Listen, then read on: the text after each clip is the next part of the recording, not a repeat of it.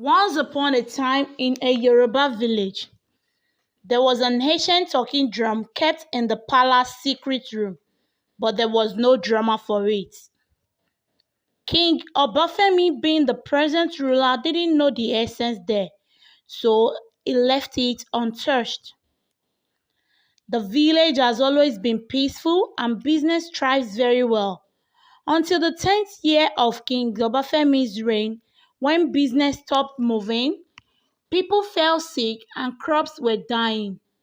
Nearby communities stopped patronizing farmers and means of livelihood became so hard. The villagers would gather themselves in groups and numbers to the palace and express their concern to the king. King Obafemi had always been a good ruler, giving a listening ear to his people and making their concern his priority. After much complaint from the villagers, King Obafemi decided to have a meeting with his council of chiefs about the matter and seeking the way forward.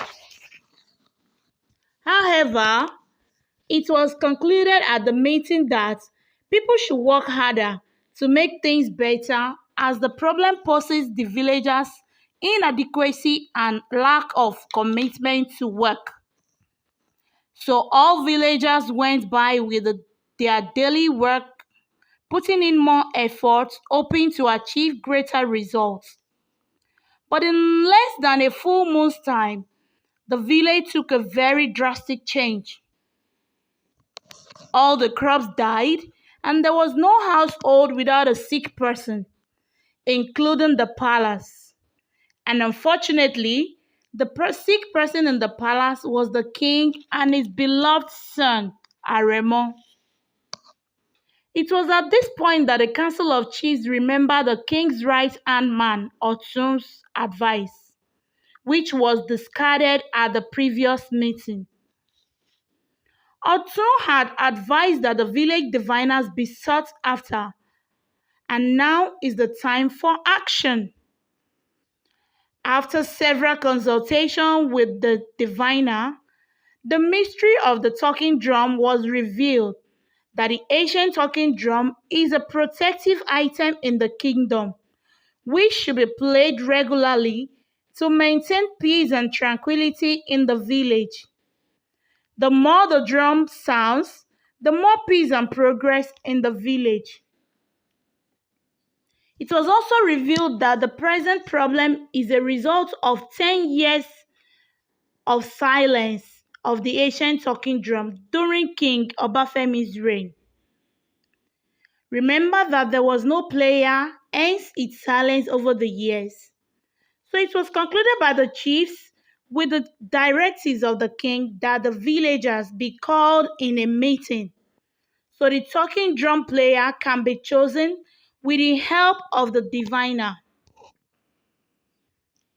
On this fateful day, when the villagers had gathered at the village square and much consultation made by the diviner, Ayanwale was chosen as the new drummer. Ayanwale is a respectful teenager who is focused on achieving greater future.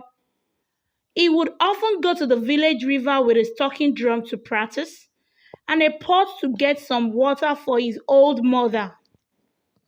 He greets every villager with a broad smile and returns quickly to help his old mother with other chores at home. Ayanwale and his mother were very poor, and the only inheritance left for him by his late father is the talking drum.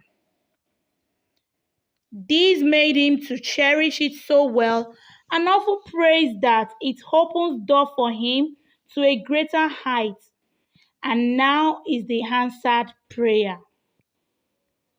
The diviner revealed to everyone that the ancient talking drum was first played by Ayangalu, who happened to be Ayanwale's great-grandfather. And since then, the ancestors of the land had chosen his lineage as the rightful player of the ancient talking drum. until the last king's reign, who abolished the playing of the drum and some other cultural practices in the village. From that day on, Ayanwale became the village drummer. He was beautifully adorned, and his old mother became so proud of her son's achievements.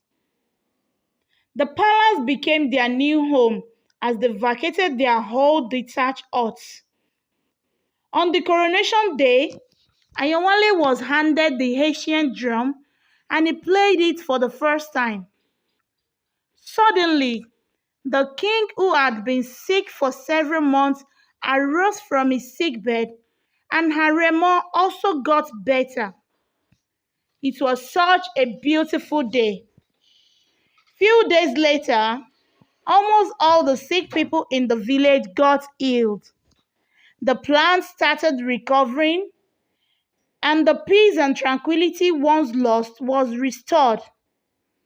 The villagers were once again happy, and the nearby villages all came to witness their restoration and transacted business with them. The king was marveled at the mystery behind the ancient talking drum, which he had overlooked, and then ordered that the talking drum be played once a week to ensure the continuity of peace and progress in the village, and that they should embrace all our tradition and not overlooking any culture. This is the end of the story. I hope you learned.